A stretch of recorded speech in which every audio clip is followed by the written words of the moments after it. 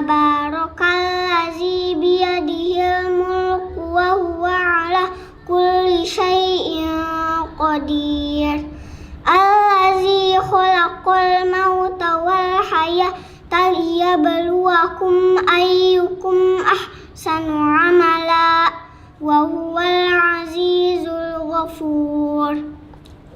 Allazi khalaqa sab'a samawatin tibaqa ma tara fi khalqir rahmani min tafawut farji'il basara hal tara min futur summa rji'il basara karrataini yanqalib ilaikal basaru khasi'an wa huwa hasir. Walaqad zayyana as-samaa'a ad-dunya bimasabiha wa ja'alnaha rujuman lisyayatin wa a'tadna lahum 'adzabas sa'ir. Shadaqallahul 'azim.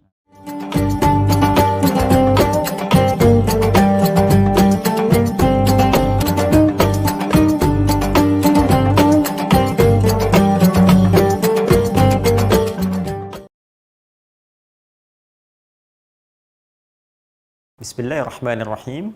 Assalamualaikum warahmatullahi wabarakatuh. Alhamdulillahi rabbil alamin. Wassalatu wassalamu ala rasulillahil karim nabiyyina al-amin sayyidina Muhammadin wa ala alihi wa sahbihi wa dhurriyyatihi wa ummatihi ila yaumiddin wa ba'du. Saudara-saudariku dimanapun Anda berada, alhamdulillah dengan izin Allah subhanahu wa ta'ala kita kembali dipertemukan dalam program Aku Suka di hari ke-9 bulan Ramadan tahun 1441 Hijrah. Kita bermohon pada Allah Subhanahu wa taala semoga seluruh rangkaian ibadah siam kita yang ditunaikan sejak hari pertama di Jumat yang penuh berkah itu sampai dengan hari ini semoga berkenan diterima oleh Allah Subhanahu wa taala dengan penerimaan yang terbaik insyaallah. Edisi kali ini akan melanjutkan bahasan kita di pertemuan yang lalu terkait dengan amalan-amalan utama yang umumnya Nabi kerjakan dalam kesempatan menunaikan ibadah siam. Masih ingat peta yang kita buat? Kita telah uraikan dalam ibadah malam, sholat qiyam itu dengan sifat tarawihnya. Kemudian selesai waktunya dijeda dengan sahar, dengan ibadah sahurnya. Lantas kemudian masuk ke fajar dan dimulailah penunaian ibadah siam itu sampai ke maghrib. Di pertemuan edisi yang ke-8 kita telah berbincang dan menyampaikan kegiatan Nabi pada umumnya yang memaksimalkan satu amalan, memperbaiki diri, bersikap lebih lembut dan ditunjukkan dengan gemar berbagi. Bahkan diilustrasikan dalam hadisnya seperti kita urai di pertemuan lalu. Menurut keterangan sahabat junior Ibnu Abbas radhiyallahu taala anhuma, kana an-nabiyyu sallallahu alaihi wasallam ajwadan nas wa ajwadu ma yakunu fi Ramadan. Adalah pribadi Rasulullah sallallahu alaihi wasallam sangat lembut, sangat baik, sangat gemar berbagi dan itu bertambah kegiatan beliau saat masuk ke bulan Ramadan. Maka saya ingin memulai dengan mengevaluasi diri dulu sampai hari ke-9 ini sudah berapa kita maksimalkan perubahan karakter menjadi lebih baik dan mulia di hadapan Allah Subhanahu wa taala sesuai dengan petunjuk Rasulullah sekaligus dengan kegiatan berbagi yang kemarin telah kita tunjukkan peta-peta kegiatannya. Sekarang kita sambungkan berkaitan dengan kegiatan yang kedua yang dimaksimalkan Rasulullah sallallahu alaihi wasallam di bulan Ramadan dalam fase siam. Sekalipun saya tekankan pertemuan lalu bahwa kegiatan Nabi ini sering dimaksimalkan di malam hari, tapi petunjuknya terbuka umum untuk kita kerjakan pada kesempatan siang harinya, yaitu interaksi dengan Al-Quran. Saya ulang, interaksi dengan Al-Quran. Ada 3 jenis interaksi yang bisa kita maksimalkan dalam mengisi kegiatan siam kita dengan Al-Quranul Karim. Satu yang kita namakan dengan qiraat itu, Ya. Demikian tulisannya dalam bahasa Arab, qiraah. Yang kedua, ada yang disebut dengan tilawah. Demikian kita tuliskan tilawatul Quran, tilawah. Dan yang ketiga, ada yang disebut dengan tahfidz. Tahfidz. Demikian kita bisa tuliskan dalam bahasa Arab. Umumnya, interaksi dengan Al-Quran bisa dimaksimalkan dengan 3 jenis kegiatan utama ini. Ada qiraah, ada tilawah, demikian dengan tahfidz. Baik, kita bermula pada bagian pertama, qiraah. Secara umum, saya mengambil keumuman maknanya, qiraah menunjuk pada interaksi dengan Al-Quran dalam aspek bacaan. Dalam hal ini, bagaimana kita diberikan petunjuk oleh Nabi SAW untuk memperbanyak interaksi bacaan kita dengan Al-Quran, khususnya di bulan Ramadan ini. Dan bukan sekedar bacaan, karena bacaan yang dimaksudkan adalah bacaan yang benar, bacaan yang baik secara tajwid, benar dan baik. Ya, jadi ada 2 aspek di sini. Pertama terkait dengan bacaan, yang kedua terkait benar dan baik. Berkaitan dengan yang pertama, bacaan, ada isyarat bahwa Ramadan adalah bulan bagaimana kita bisa memaksimalkan bacaan Al-Quran kita dengan kuantitas yang lebih dari hari-hari sebelumnya. Bahkan nanti, saking pentingnya bacaan ini, para ulama-ulama besar bahkan berlomba-lomba, berusaha memperbanyak bacaan Al-Qurannya sehingga dikenal mereka banyak khatam saat Ramadan. Masya Allah, saya ambil contoh Al-Imam Asy-Syafi'i. Itu setiap hari di luar Ramadan, sehari hafal Al-Quran, khatam. Setiap hari, 1 hari sekali, 1 hari sekali. Tapi ketika masuk Ramadan, saking banyaknya interaksi beliau, bacaannya terhadap Al-Quran, itu 1 hari Ramadan bisa khatam 2 kali. Malam sekali dan siang sekali. Itu sangat masyhur sekali. Jadi, Masya Allah, level Al-Imam Asy-Syafi'i itu siangnya sekali khatam. Malamnya sekali khatam. Baik, jadi ini adalah sunnah yang berkelanjutan yang dituntun oleh Rasulullah SAW. Anda bayangkan, Nabi membaca Al-Quran saat Ramadan, sahabat membaca Al-Quran, tabi'in membaca Al-Quran, generasi setelahnya bahkan memperbanyak untuk mengikuti generasi sebelumnya. Jika orang-orang yang saleh saja membiasakan diri membaca Al-Quran, dan kita sampai hari ke-9 ini belum sempat bahkan bersentuhan dengan Al-Quran, maka ada sesuatu yang belum sempurna dalam puasa kita. Saya katakan di pertemuan yang lalu, teman-teman sekalian, bahwa Ramadan bahkan dipopulerkan oleh para ulama dengan bulan Al-Quran. Ya, merujuk pada keterangan Allah Subhanahu wa taala di Quran surah ke-2 Al-Baqarah ayat 185 itu. Ya, syahrul Ramadan alladzi unzila fihi al-Quran. Bulan Ramadan, waktu kita menunaikan puasa itu adalah bulan diturunkannya Al-Quran. Bulan saat kita berinteraksi dengan Al-Quran. Paling minimal interaksi kita dibuka dengan bacaan. Ini poinnya. Bahkan perintah pertama Allah kepada Rasulullah SAW yang menandakan diangkatnya beliau, ya, menjadi Rasul, diangkatnya beliau, Nabi dan Rasul. Yang paling menarik, perintahnya dari kata qiraah, Iqra. Ya, Quran surah 96 ayat yang pertama itu. Iqra bismi rabbikal ladzi khalaq. Iqra bentuk fi'il amr, kata perintah dari akar kata qara'a yaqra'u qiraah, berarti baca. Jadi sunnah pertama adalah bagaimana kita bisa memetakan banyaknya, memperbanyak bacaan Al-Quran saat Ramadan. Berapa pahala yang bisa dihasilkan? Masya Allah.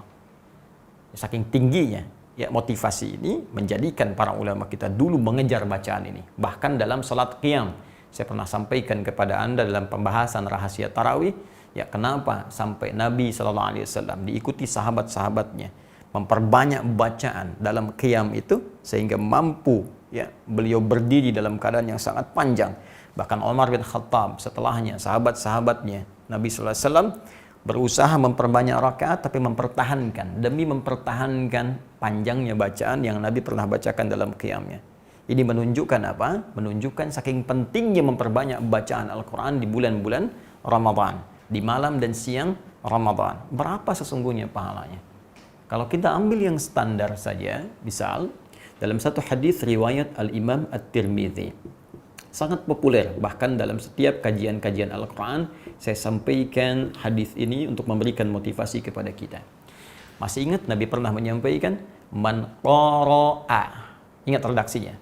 Saya tadi pernah ungkapkan kepada Anda, ini qira'ah, ini masdarnya, ya, kata benda, sifatnya, kemudian kata dasarnya qara'a. Ini kata kerjanya, infinitif, ya, qara'a. Kata perintahnya iqra. Yang di Quran surah ke-96 Al-Alaq, ya, ayat yang pertama. Ini kata perintah, ini kata kerjanya, infinitif, fi'il madhi, yang ini kata bendanya, ya. Baik, mari kita lihat. Kata Nabi dalam hadis riwayat At-Tirmidzi disampaikan man qara'a harfan min kitabillahi, ya, siapa yang baca satu huruf saja. Anda bayangkan, satu huruf min kitabillahi, dari kitabullah, dari Al-Quran, falahu asyru hasanat, dia mendapatkan 10 nilai kebaikan. Allahu Akbar. Setiap satunya itu setara dengan 10 pahalanya. Dan menghitung pahala, saya sering katakan, karena konteks pahala itu konteks akhirat, maka hitungannya berbeda dengan hitungan dunia. Ya, kalau Anda katakan 1, 2, 3, 4, 5, ya, perbedaan ke berikutnya jenjangnya cuma 1 tambah 1, 2 tambah 1, 3. Demikian, itu dunia namanya. Ya, bukankah kalau masa saja, waktu saja akhirat dengan dunia, ya, seharinya bisa 1000 tahun? Maka tak adil kalau pahala disamakan dengan hitungan dunia. Karena itu Nabi memberikan ilustrasi dalam hadis riwayat Muslim, bahkan kita datang ke masjid saja dalam situasi normal untuk niat ibadah, ya, baru datang itu dapat 25. Jarak 1 ke 2 500 tahun, 2 ke 3 500 tahun, ya, 3 ke 4 500 tahun. Kalau standar ini kita bawa juga, terapkan hal yang sama, konteks ibadah dengan hitungan ini, maka berapa yang kita dapatkan? Satu hurufnya 10. Bila ini senafas dengan makna hadis tadi, jaraknya 1 ke 2 500 tahun, 2 ke 3 500 tahun, 3 ke 4 500 tahun. Maka berapa yang kita dapatkan dari setiap huruf Al-Quran, saking dahsyatnya.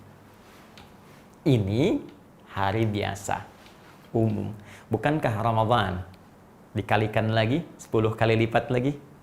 Ya, bukankah dalam hadis riwayat Al-Bukhari Kitabus Siyam nomor hadis yang pertama berbicara tentang Ramadan, ditutup di ujungnya dengan kalimat wal hasanatu bi asyri amthaliha, setiap kebaikan itu dibalas 10 kali lipat lagi.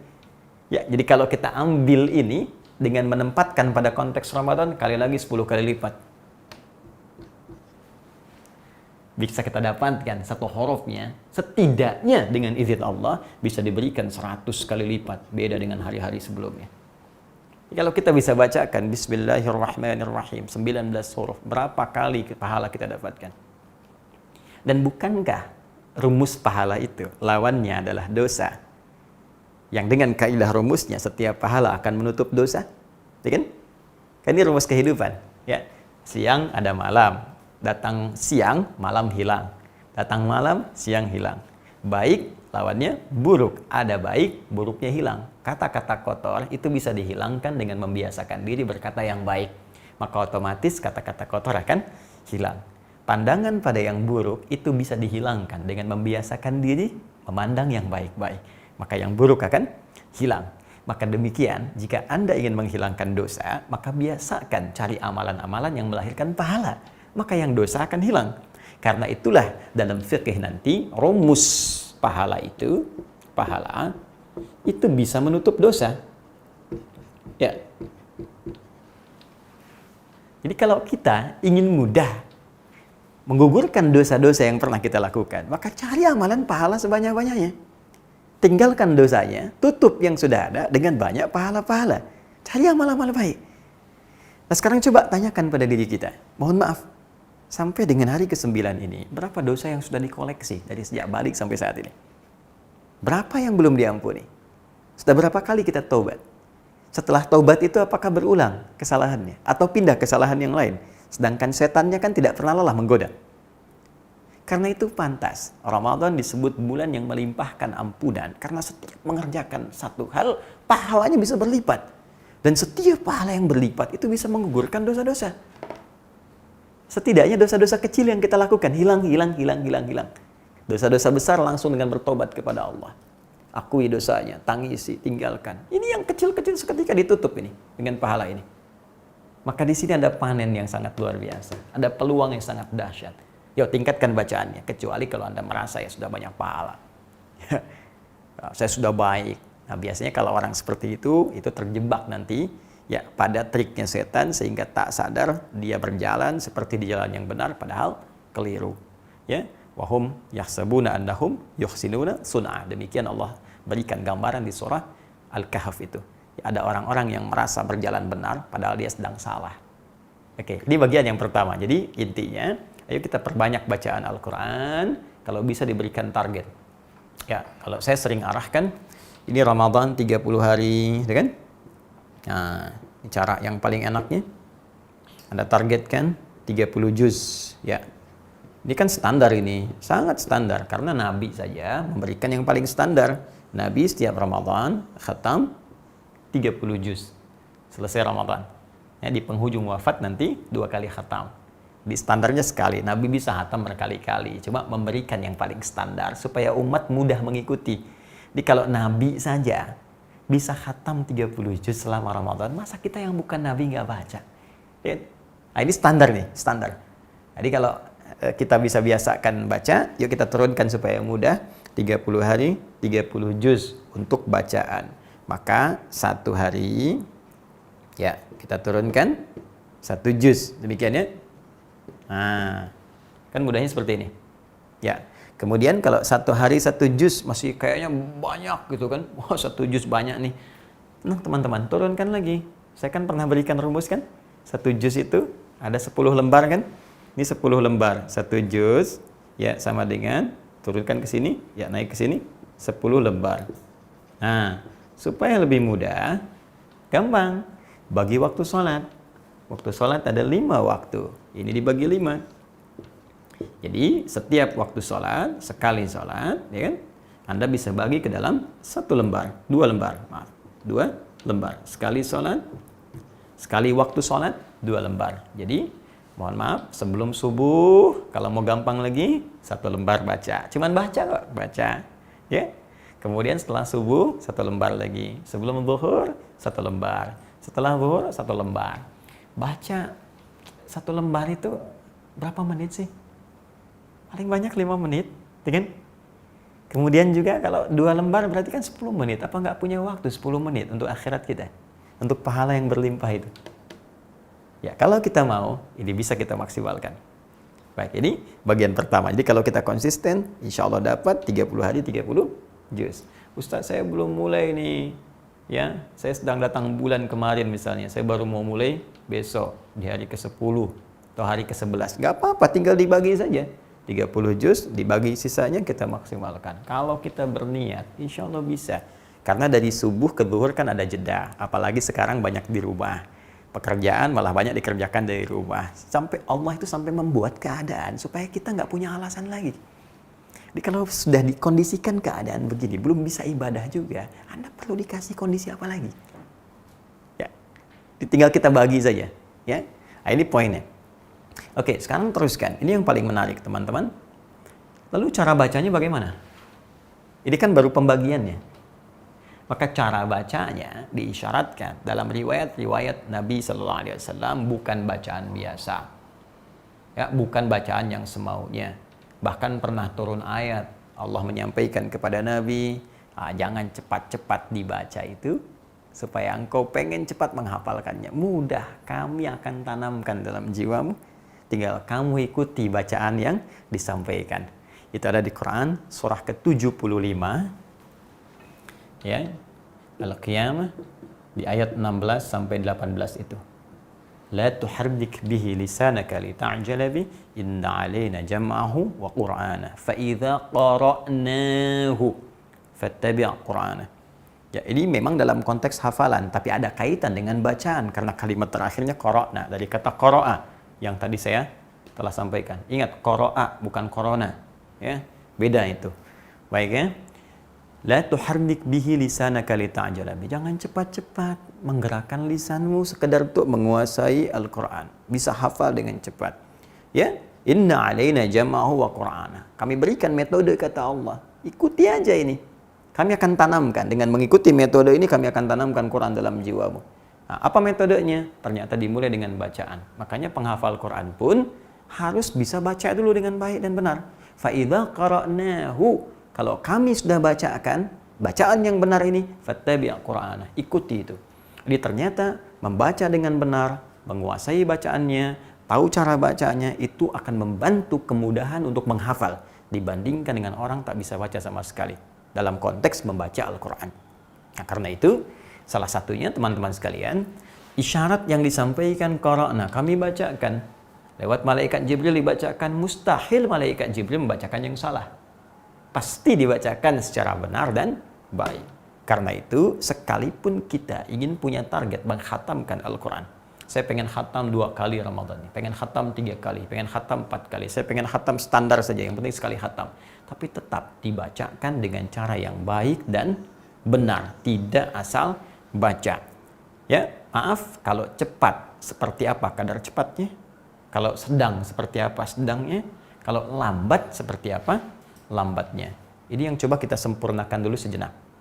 Ya, jadi ada 3 jenis nanti cara baca itu. 1, ada bacaan yang lambat temponya, dikenal dengan at-tahqiq, ya. At-tahqiq. Ada bacaan yang sifatnya sedang, ya, tak terlampau lambat, tak juga terlampau cepat. Itu dikenal dengan at-tadwir, ya, pertengahan. Kemudian yang ketiga, ada bacaan yang relatif cepat tapi masih sesuai dengan kaidah, disebut dengan hadar, al-hadar. Semua bacaan ini baik lambat, sedang ataupun cepat mengacu pada hukum benar dan baik. Benar dan baik secara singkat itu disebut dengan tajwid namanya. Ya, tajwid. Jawwada yujawwidu tajwidan, jaudah, bagus, benar. Ya, di kitab Hidayatul Mustafid fi ilmi tajwid yang paling standar saja didefinisikan, at-tajwidu lughatan al-ityanu bil jayyid. Tajwid itu mendatangkan sesuatu dengan benar, dengan bagus. Ya, wastilahan ilmun yu'rafu bihi haqqahu wa mustahaqqahu min as-sifati wal mududi wa ghairi dzalika katarqiqi wa tafhimi wa nahwihima. Ya, jadi membaca dengan benar, dengan bagus, sesuai hukum-hukumnya, panjangnya, pendeknya, tipisnya, tebalnya, dan seterusnya. Jadi, kita pelajari ini, nanti kalau sudah paham cara bacanya, bagaimana bacanya bagus, silahkan pilih tahqiq. Ya, baca lambat misalnya. Ya, ini kalau saya ilustrasikan paling gampang, ya, panjangnya madnya ambil yang misalnya 6 harakat, yang paling panjang. Ya, kita contohkan misalnya di mad arid bis sukun di Al-Fatihah misalnya kan. Bismillahirrahmanirrahim. Alhamdulillahi Rabbil Alamin. Ya, saya suka mengistilahkan dengan detik. Jadi kalau 2 harakat 1 detik, tek, 2 harakat 1 detik, 4 harakat 2 detik, tek, tek, ya kan? 6 harakat 3 detik, tek, tek, tek. Bismillahirrahmanirrahim. Ya, Alhamdulillahi Rabbil Alamin. Nah, itu tahqiq. Kalau kita ingin jadikan misalnya pertengahan, ya ambil yang tengah-tengah. Di antara 6, ya selang ke-4, selang ke-2. Jadi stepnya 2-2. Ya, 2, 4, 6. Maka ambil yang 4 harakat, 2 detik. Bismillahirrahmanirrahim. Alhamdulillahi Rabbil Alamin. Ar-Rahmanirrahim. Ya. Kalau kita ingin cepat, pakai yang hadar misalnya. Hadar 1 detik. 1 detik kita gunakan dengan 2 harakat. Bismillahirrahmanirrahim. Alhamdulillahi Rabbil Alamin. Ar-Rahmanirrahim. Maliki Yaumiddin. Nah, kalau wakaf, kalau ingin sambung, boleh. Satukan. Ya, harakatnya bunyi di akhir. Bismillahirrahmanirrahim. Alhamdulillahi Rabbil Alamin. Ya, Bismillahirrahmanirrahim. Mi-nya bunyi kalau nyambung. Ya, Bismillahirrahmanirrahim. Alhamdulillahi rabbil alamin. Arrahmanirrahim. Maliki yaumiddin. Nah, biasanya ini kalau berjamaah dipakai tarawih, dia lebih diutamakan karena tak terasa, ya. Tetap sesuai tajwid, bacaan bagus, benar, ayatnya dapat banyak. Ya, daripada panjang-panjang cuman satu ayat. Ghairil maghdubi alaihim waladdallin. Amin. Yasin. Allahu Akbar. Itu, wow, udah pakai macam-macam kan? Tahqiq dari awal Fatihah sampai ke situ cuma satu ayat, tidak. Kita bisa gunakan, silahkan, nggak ada masalah tiga-tiganya ini, semua tartil, ya, terukur, bagus, benar. Cuma patokan tajwid itu digunakan. Jadi ini bagian yang pertama, qiraah, berusaha memperbanyak bacaan Al-Quran, memberikan target ke depan sampai akhir Ramadan. Berapa kali kita ingin khatam, silakan, dan silakan pilih formulasi yang memudahkan kita untuk membacanya. Oke?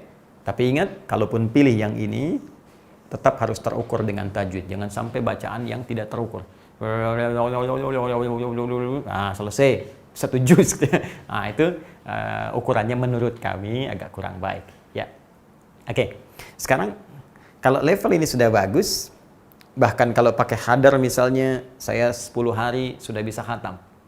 Nah, alangkah baiknya kalau Anda bisa bagi hari berikutnya, pindah kepada step yang kedua, yaitu tilawah. Dan ini pahalanya tidak kalah banyak, bahkan bisa melebihi yang pertama. Nah, karena katanya beda, ini qiraat, ini tilawah, pasti maknanya pun tidak sama. Dan caranya pun bisa berbeda. Seperti apa caranya, bacaannya, dan pahala yang mungkin kita dapatkan, itu yang kita nanti akan uraikan di edisi Aku Suka yang ke-10. Baik, sebelum kita akhiri, saya hanya ingin berikan motivasi. Jika Anda saksikan, dalam setiap awal Aku Suka ini, ada anak yang mengaji. Anda bayangkan, itu anak TKA, TKB, paling besar 1 SD. Usia mereka 4, 5, 6 tahun. Ya, paling besar 7 tahun. Dan mereka belum baligh. Tapi mereka sudah bisa membaca Al-Quran. Mereka bahkan ada yang menghafal Al-Quran. Ada yang sudah khatam Al-Quran. Anda diberikan 40 tahun, 50 tahun, 60 tahun, 70 tahun. Dan sampai hari ini, untuk baca pun Anda belum punya waktu. Kalau dengan diberikan nikmat terindah Ramadan, belum mampu menggugah hati kita. Yang pingin ke surga itu. Dan tahu belum siap amal. Belum juga tergerak untuk membaca Al-Quran. Maka dengan cara apa lagi Allah menyentuh hati kita untuk mendapatkan syafaat Al-Quran di yaumil hisab kelak. Semoga Allah muliakan kita, keturunan kita, keluarga besar kita, dan dengan itu menyayangi kita semua dan memudahkan kehidupan kita. Subhanakallahumma wa bihamdika, asyhadu an la ilaha illa anta, astaghfiruka wa atubu ilaik, wa akhiru da'wana alhamdulillahi rabbil alamin. Assalamualaikum warahmatullahi wabarakatuh.